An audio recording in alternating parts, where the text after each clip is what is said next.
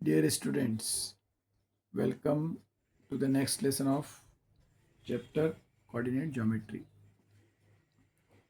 पिछले लेसन में हमने क्वेश्चन नंबर 2 और 3 डिस्कस कर लिए थे. अब इस लेसन में हमें स्टार्ट करना है क्वेश्चन नंबर 4 से.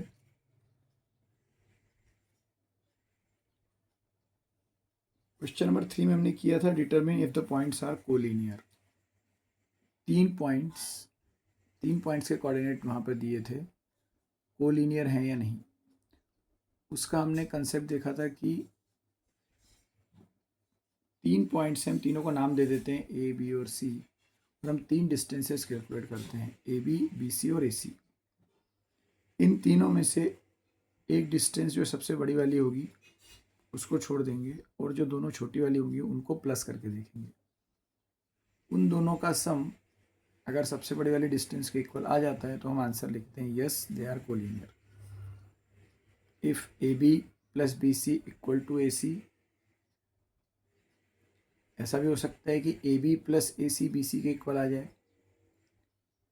हम ए बी और सी ये नाम किस पॉइंट्स को क्या दे रहे हैं ये हमारे ऊपर डिपेंड करता है. तो रूल ये है कि तीन डिस्टेंस में से जो दो छोटी वाली डिस्टेंसेस होंगी उनका सम सबसे बड़ी वाली डिस्टेंस के इक्वल अगर आएगा तो कोलिनियर है, नहीं आता है तो नहीं. क्वेश्चन नंबर 4 में है check whether 5, -2, 6, 4 and 7, -2 are the vertices of an isosceles triangle. इन तीन पॉइंट से बनने वाला ट्रायंगल आइसोसेलेस है या नहीं ये चेक करना है. अभी आप थोड़ी देर के लिए ये डायग्राम मत देखिए, मैं इसको हाइड कर देता हूँ. ए बी और सी कौन से पॉइंट्स हैं नहीं पता. आप ये ए बी ये भी मत देखिए. हमने सबसे पहले 5, -2 और 6, 4 ये डिस्टेंस कैलकुलेट की. 5 - 6 होल स्क्वायर और इधर -2 -4 होल स्क्वायर. आप चाहो तो इसको 6 - 5 भी ले सकते हो और 4 - -2 ऐसा भी कर सकते हो.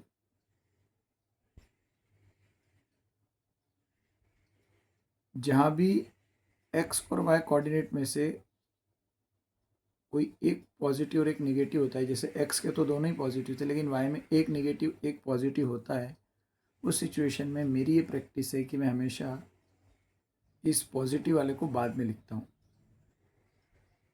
ताकि वो माइनस माइनस प्लस करने का झंझट ख़त्म हो जाए या एक स्टेप लिखने का झंझट ख़त्म हो जाए. डायरेक्ट लिखेंगे तो रिस्क रहती है गलत होने की, और सारी स्टेप्स लिख के करते हैं तो थोड़ा सा सॉल्यूशन लंबा हो जाता है. तो मैंने इस केस में इसको x1 y1 मान लिया, इसको x2 y2 मान लिया. तो मेरे लिए ये x2 - x1 5 - 6 y2 - y1, तो ये -2, ये माइनस फार्मूले का माइनस है और 4 तो पॉजिटिव ही. 5 - 6 होता है -1, -1 का स्क्वायर 1 और -2 -4 दोनों नेगेटिव मिलेगा -6. -6 का स्क्वायर भी 36.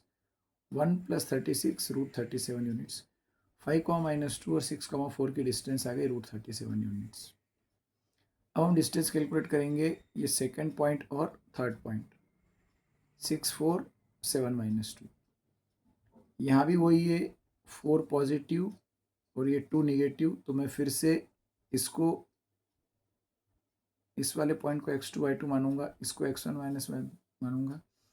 तो ये x2 - y2 7 - 6, sorry x2 - x1 7 - 6, y2 - y1 -2 -4.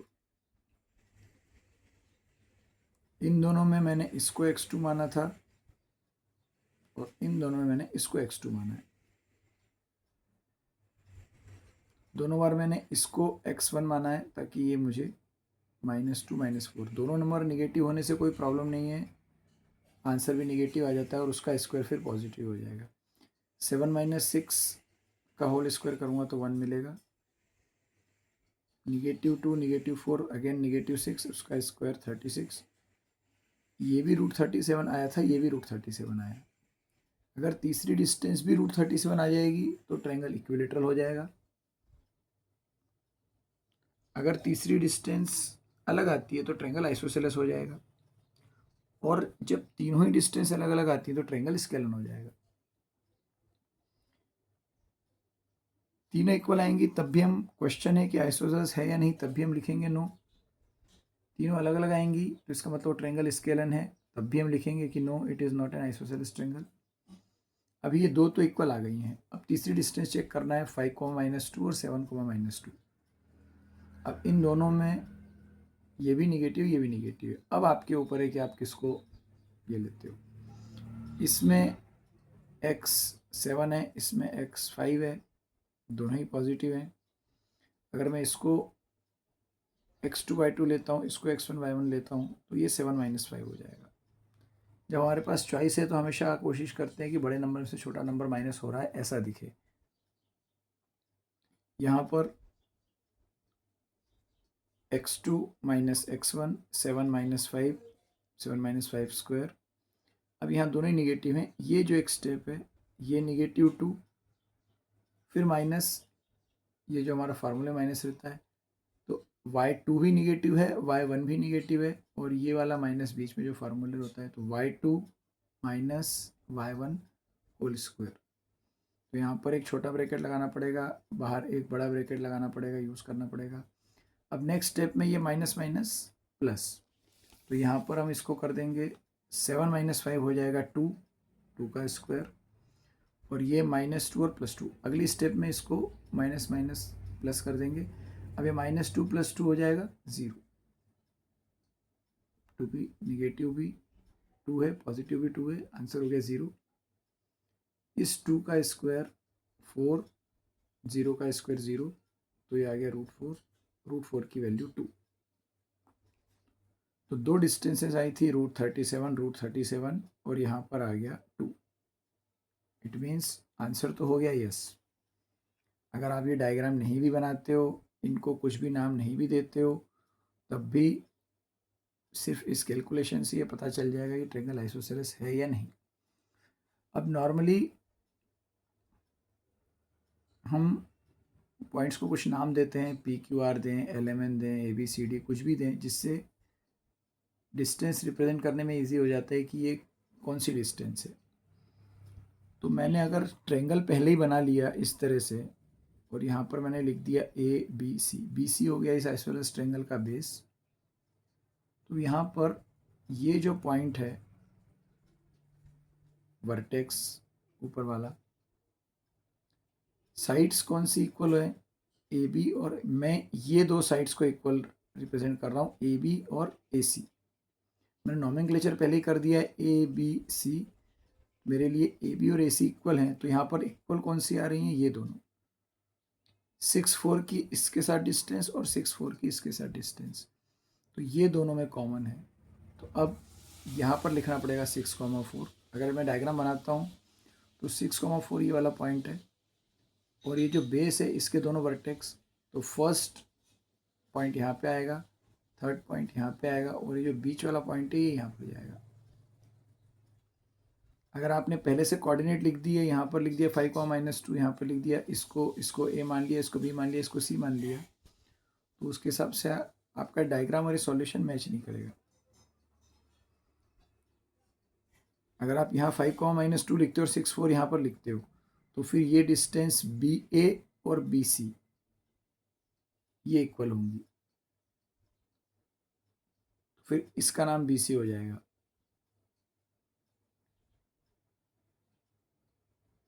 इस केस में हमने तीनों डिस्टेंस पहले कैलकुलेट कर ली,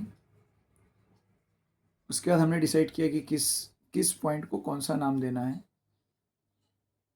तो जो दो पॉइंट्स बेस पे आ रहे हैं वो पॉइंट्स ये दोनों हैं। अब आप इनको नाम B और C दो, A और C दो, P और Q दो, वो आपकी मर्जी है। लेकिन अगर डायग्राम बनेगा तो डायग्राम इस तरह से बनेगा कि इसमें ये वाला पॉइंट 6, 4 होगा, यहाँ पर 5, -2 नहीं लिखना है। तो आई होप कि ये समझ में आ गया होगा। तो मेरे इस डायग्राम के हिसाब से मैंने ए बी और ए सी को इक्वल रखा है, तो इसलिए पहली ए बी है और ये दूसरी मैंने, जनरली हम कैलकुलेट करते हैं ए बी बी सी ए सी, इस सीक्वेंस में कैलकुलेट करते हैं। लेकिन यहाँ पर ये जो फर्स्ट डिस्टेंस है ये ए बी आ रही है, जो सेकेंड है वो ए सी है, और जो थर्ड है, थर्ड साइड जिसकी लेंथ 2 यूनिट्स है वो है मेरे लिए बी सी। तो इसका आंसर तो यस हो ही गया कि ट्रायंगल आइसोसेलेस है। पढ़ते हैं आगे क्वेश्चन नंबर 5।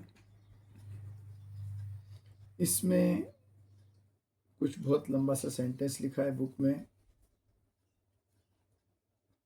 इस क्वेश्चन में जो मेन पार्ट है वो ये है कि एक कार्टेशियन प्लेन, एक ग्राफ पेपर बना हुआ है जिसमें 4 पॉइंट्स रिप्रेजेंट किए गए हैं, ए बी सी और डी। A B C D X axis पे लिखा है कॉलम, वाई एक्सिस पे लिखा है रोज।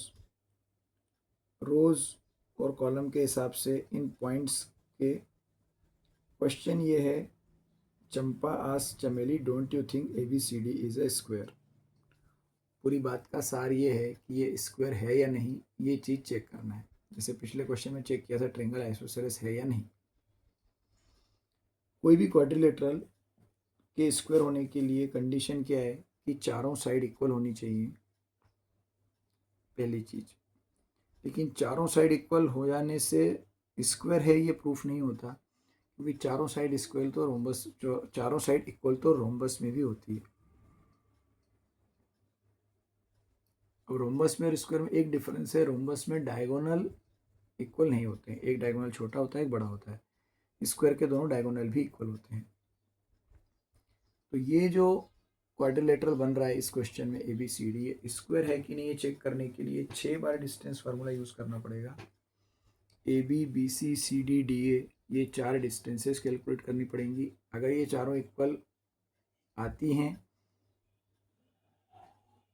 तब ए सी और बी डी भी चेक करना है।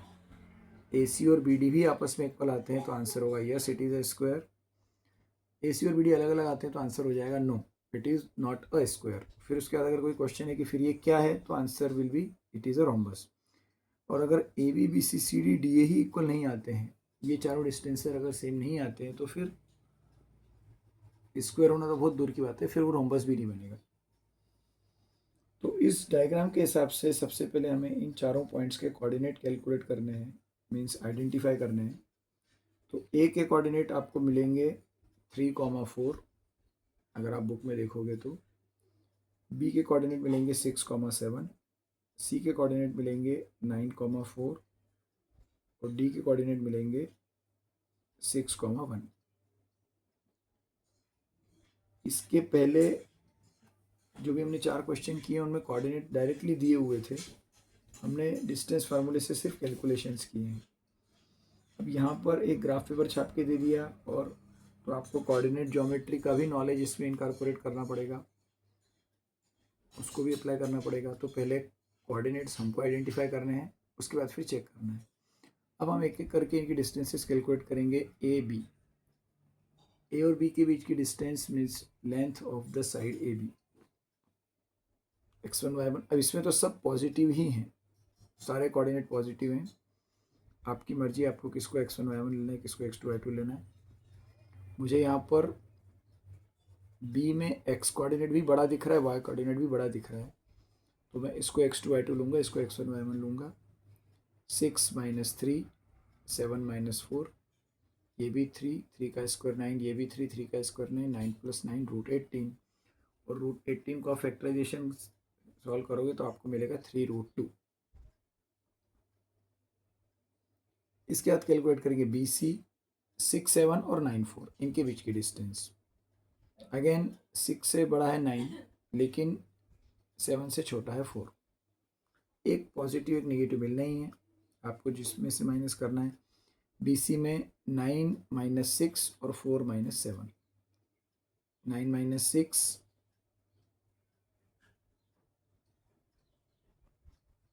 9 - 6 3 आएगा, 4 - 7 ये आएगा -3।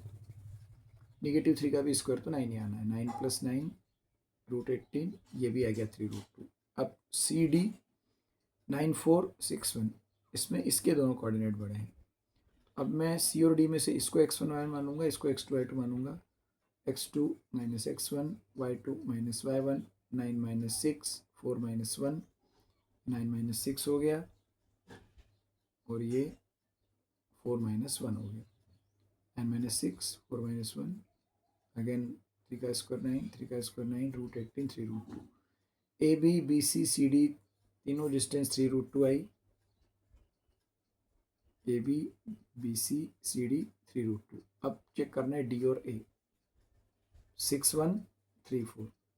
D और A में से x कोऑर्डिनेट D के पास बढ़ा है, y कोऑर्डिनेट A के पास बढ़ा है। ठीक, तो आपकी मर्जी है। मैंने 6 माइनस 3 लिया है, इधर 1 माइनस 4 लिया है। Again 9 9 root 18, 3 root 2। AB BC CD DA चारों रूट 18 आ गए हैं। अगर जिन स्टूडेंट्स को ये 3 रूट 2 नहीं समझ में भी आ रहा है, रूट 18 तो दिख ही रहा है, यहाँ तक तो कर ही सकते हैं। सबकी डिस्टेंस रूट 18 है, चारों साइड्स की लेंथ रूट 18 है, यहाँ तक अपन पहुँच गए हैं। अब कैलकुलेट करना है AC, डायगोनल AC और BD। तो AC में 3 4 और 9 4, 9 माइनस 3, 4 माइनस 4, 9 माइनस 3 होता है 6, और जब B और D को कैलकुलेट करेंगे तो 6 6 और 7 1। इसमें A और C में y कोऑर्डिनेट सेम है, B और D में x कोऑर्डिनेट सेम है। एक बार 3 4 और 9 4 की डिस्टेंस कैलकुलेट करेंगे। 9 माइनस 3, 4 माइनस 4, ये तो हो गया 0 0 हो गया। 9 माइनस 3 36, 9 माइनस 3 6, 6 का स्क्वायर 36, और ये 0, रूट 36 मीन 6 यूनिट्स। और जब B और D कैलकुलेट करना है, B के coordinate 6, 1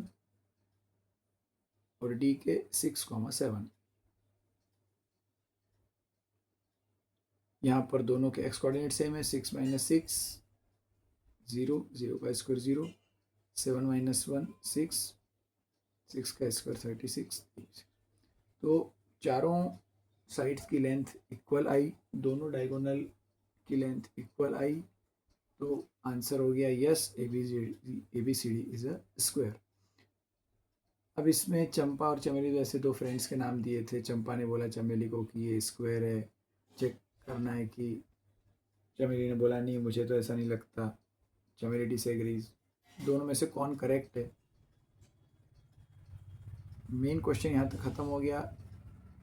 yes, ABCD is a square है। दोनों में से जो भी फ्रेंड बोल रही है कि स्क्वायर है वो करेक्ट है। यहाँ पे चंपा बोल रही थी कि स्क्वायर है, तो चंपा इज करेक्ट हो गया। क्वेश्चन में आंसर ही देना था which of them is correct, इसलिए लिखा है चंपा इज करेक्ट। मेन चीज़ ये है कि वो स्क्वायर है या नहीं। तो चारों साइड्स की लेंथ इक्वल आने के बाद अगर डायगोनल अलग अलग आते हैं तो हमारा आंसर हो जाएगा no, ABCD is not a square. उस केस में हो जाएगा चमेली इज करेक्ट। बढ़ते हैं आगे। क्वेश्चन नंबर 6, इसमें है name the type of quadrilateral form if any by the following points and give reasons for your answer. Same to same question है। क्वाड्रिलेटरल 4 पॉइंट्स दिए हैं, किस टाइप का क्वाड्रिलेटरल बनेगा उसके लिए क्वाड्रिलेटरल की प्रॉपर्टी रिवाइज करनी पड़ेगी। एक होता है रेक्टेंगल, एक होता है पैरेललोग्राम। पैरेललोग्राम और रेक्टेंगल इन दोनों की ही प्रॉपर्टी है कि अपोजिट साइड्स इक्वल आती हैं। मीन्स 4 साइड्स की लेंथ कैलकुलेट करने पे कोई 2 इक्वल आएंगी और बाकी की 2 इक्वल आएंगी। जब ऐसा होता है तो 2 ऑप्शन होते हैं, या तो पैरेललोग्राम या रेक्टेंगल। फिर से डायगोनल पे डिपेंड करता है। अगर डायगोनल एक बड़ा एक छोटा आता है तो पैरेललोग्राम होगा, दोनों डायगोनल इक्वल आते हैं तो रेक्टेंगल होगा। जो अभी हमने पिछले क्वेश्चन में स्क्वायर और रोम्बस के लिए डिस्कस किया था, वही सिचुएशन रेक्टेंगल और पैरेललोग्राम के लिए। इन्हीं यही 4 टाइप्स में से कोई सा एक टाइप रहेगा आंसर में। तो इसमें 3 पार्ट हैं। फर्स्ट पार्ट में दिया है 4 पॉइंट दिए, -1 -2, बी 1,0 -1,2 एंड -3,0। इनको नाम हम अपने हिसाब से देंगे ABCD। उनको कैलकुलेट करना है सबसे पहले AB। यहाँ पर मुझे x इसमें पॉजिटिव दिख रहा है, इसमें निगेटिव दिख रहा है, तो मैं इसको x2 y2 मान लूँगा, इसको x1 y1 मान लूँगा। तो मेरे लिए सिचुएशन हो जाएगी -1 x2, ये माइनस फार्मूले का, और मैं x1 लिख दूँगा, x2 माइनस x1, और इधर y2 माइनस y1, -2 -0। ये दोनों -1, आंसर -2 हो गया, उसका स्क्वायर 4। -2 में से मैं 0 माइनस करूँगा, कोई फ़र्क नहीं पड़ेगा, आंसर माइनस का 2 ही आएगा, उसका स्क्वायर फिर से 4, 4 + 4 8। तो साइड AB की लेंथ आ गई √8, जिसको अपन और आगे सॉल्व करते हैं तो आता है 2 रूट। फिर आएगा BC। अब फिर से ये वाला पॉजिटिव, ये निगेटिव है, तो अब ये x2 y2 x1 y1 मैं फिर से लिखूँगा -1 होल स्क्वायर, और इधर 2 -0, फिर से 4 + 4 8, √8 2 √2। CD, इसमें दोनों ही x निगेटिव हैं, मैंने लिखा -1 -3 होल स्क्वायर, ये हो गया x2 - x1 होल स्क्वायर। फिर आ गया y2 - y1, दोनों ही निगेटिव थे, लेकिन x में x कोऑर्डिनेट इसमें मुझे बड़ा दिख रहा है 2 और 0, तो 2 - 0 2, 2 का स्क्वायर 4, और यहाँ ये माइनस माइनस अगली स्टेप में हो जाएगा प्लस, -1 + 3 मतलब 2, 2 का स्क्वायर भी 4, ये भी √8 2 √2। ABBCCD 3 डिस्टेंसेस 2 √2 आ गई हैं। अब एक बची है DA, -3 0 और -1 -2। तो DA कैलकुलेट करते टाइम -3 -1, एक्स कोऑर्डिनेट दोनों के निगेटिव हैं, एक में -3 है, एक में -1 है, मैंने लिया है -3 -1, ये हो गया x2 - x1 होल स्क्वायर, और फिर हो गया y2 - y1, 0 -2, 0 + 2, ये माइनस माइनस प्लस, -3 और +1, -3 + 1 का आंसर होता है -2, उसका स्क्वायर 4, और ये भी 2 4, √8 2 √2, चारों साइड्स की लेंथ 2 √2 आ गई, मतलब ये रोम्बस या स्क्वायर में से कोई एक होगा। फिर हमने कैलकुलेट किया AC, ए के कोऑर्डिनेट है -1 और -2, C के हैं -1 और 2, 1 दोनों में निगेटिव है, 2 एक जगह निगेटिव एक जगह पॉजिटिव है, तो -1 -1, इधर -2 -2, ये माइनस माइनस प्लस हो गया, तो एक 1 माइनस का एक प्लस का, ये हो गया 0, 0 का स्क्वायर 0, 2 दोनों ही निगेटिव हैं, -2 -2 -4, -4 का स्क्वायर 16, √16 = 4, तो एक डायगोनल AC आ गया 4। अब B और D की डिस्टेंस, B के कोऑर्डिनेट 1,0 और D के -3,0, दोनों के ही y कोऑर्डिनेट 0 हैं, x में एक -3 है, एक +1 है, तो मैं इसको लिखूँगा -3 -1 x2 minus this is x1 whole square, 0 -0, तो आपका ये हो गया -4, उसका स्क्वायर 16, और 0 का स्क्वायर 0 √16। तो चारों साइड्स की लेंथ आई थी √18 मीन्स 2 √2, दोनों डायगोनल की लेंथ आ गई 4, तो आंसर हो गया it is a square. Question था name the type of quadrilateral, तो ये 6 डिस्टेंस कैलकुलेट होने के बाद ही डिसाइड होगा कि क्या है। तो फर्स्ट वाला है स्क्वायर, सेकेंड पार्ट 6 क्वेश्चन का, इसमें 4 कोऑर्डिनेट्स हैं, -3,5 3,1 0,3 और -1 -4। अब ये क्वेश्चन नंबर 5 में और 6 में ये काम करने के बाद 6 के फर्स्ट पार्ट में बहुत सारे स्टूडेंट तो सेकंड और थर्ड खुद ही ट्राई कर सकते हैं। हम फिर से 4 डिस्टेंसेस कैलकुलेट करेंगे, AB -3 -6 उसका स्क्वायर 36, 5 - 1 4 उसका स्क्वायर 16, 36 + 16 52, √52, इसका आंसर आएगा 2√13।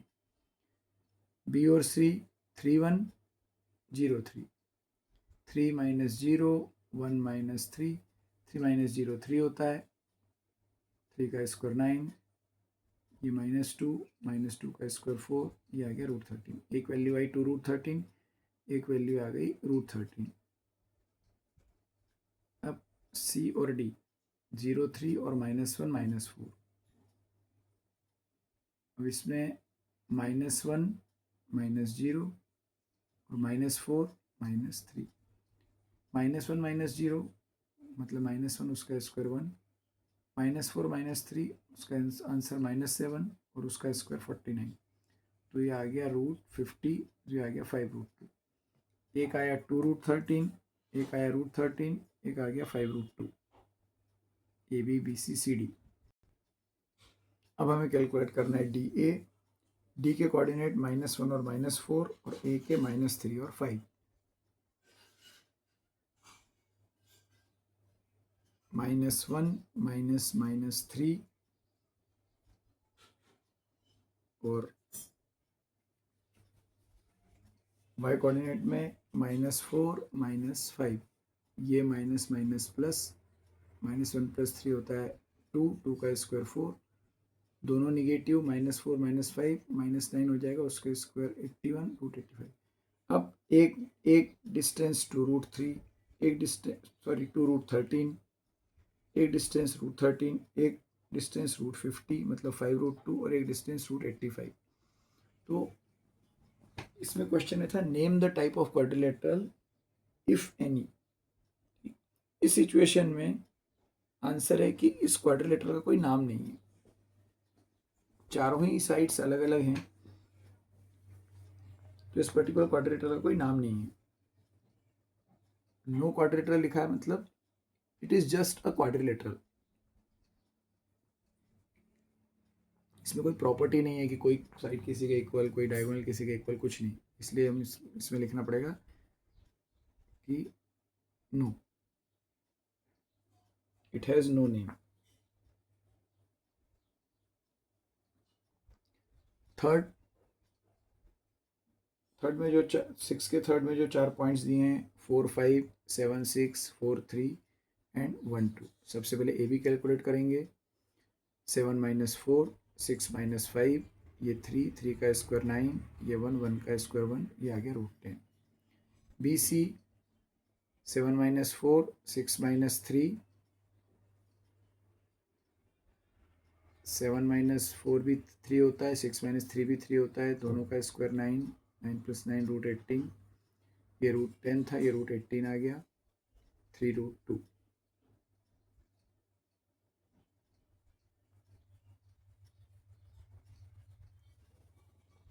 सी डी 4 3 और 1 2 के बीच की डिस्टेंस 4 - 1 3 - 2, 4 - 1 3 होता है, 3 का स्क्वायर 9, 3 - 2 1 होता है, 1 का स्क्वायर 1, ये √10 था, ये √10 आ गया, एक डिस्टेंस √18 मिली है। अब डी और ए कैलकुलेट करते हैं। 4 5 1 2, 4 - 1 5 - 2, 4 - 1 भी 3, 5 - 2 भी 3, 9 9 √18। तो दो डिस्टेंसेज √10 दो डिस्टेंसेज √18। इससे ए बी के equal C D, B C के equal D A, means opposite sides equal हैं। अब फिर से दो ऑप्शन है, ये हो सकता है रेक्टेंगल हो या फिर हो सकता है पैरेललोग्राम हो। अब कैलकुलेट करेंगे डायगोनल ए सी और बी डी। 4 4 5 और 4 3 के बीच की डिस्टेंस, एक्स कोऑर्डिनेट दोनों में ही 4 है। 4 - 4 0 और 5 - 3 2, 4 - 4 0, 5 - 3 2, 2 का स्क्वायर 4, ये आ गया √4। तो ए सी की लेंथ हो गई 2 यूनिट्स। अब बी डी, बी के कोऑर्डिनेट 7 6, डी के कोऑर्डिनेट 1 2, 7 - 1 6, 6 - 2 4, 7 माइनस 1 6 माइनस 2, यहाँ 6 का स्क्वायर 36, यहाँ 4 का स्क्वायर 16, 36 प्लस 16 √52, ये आ गया 2√13। एक डायगोनल आ गया 2, एक डायगोनल आ गया 2√13, दोनों अलग अलग हैं।